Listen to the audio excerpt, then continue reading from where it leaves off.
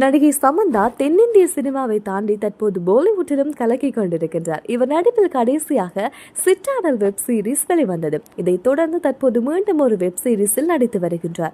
மேலும் ராம் சரண், அல்லு அர்ஜுன் ஆகிய டாப் ஹீரோக்களோடு இவர் இப்போது கமிட் ஆகி இருக்கின்றார்.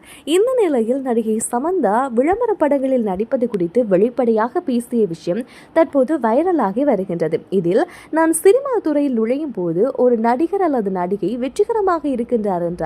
எத்தனை பிராண்ட்களில் அவர்களது முகம் இருக்கின்றது என்பதுதான். அப்போது நிறைய மல்டிநேஷனல் ப்ராடக்ட்டுகள் என்னை அவர்களின் பிராண்ட் அம்பாசிடராக கேட்டபோது நான் நல்ல புகழ் மற்றும் அங்கீகாரம் கிடைக்கின்றது என்று ஏற்றுக்கொண்டேன். ஆனால் சில ஆண்டுகளுக்கு முன்னர் எனக்கு உடலில் சில பிரச்சனைகள் வந்ததிலிருந்து நான் அதுபோன்ற விளம்பரங்களில் நடிப்பதில்லை. இப்போதெல்லாம் நான் ஒரு பொருளை விளம்பரப்படுத்துவதற்கு முன் குறைந்தபட்சம் 3 மருத்துவர்களிடம் ஒப்புதல் வாங்குகின்றேன். கடந்த ஒரு வருடம் கூட நான் 15 பிராண்டுகளுக்கு நோ கூறியிருக்கின்றேன். கண்டிப்பாக அந்த விளம்பரங்களில் நடித்திருந்தால் கோடிக்கணக்கில் கொடுத்திருப்பார்கள் என்று பேசியுள்ளார்.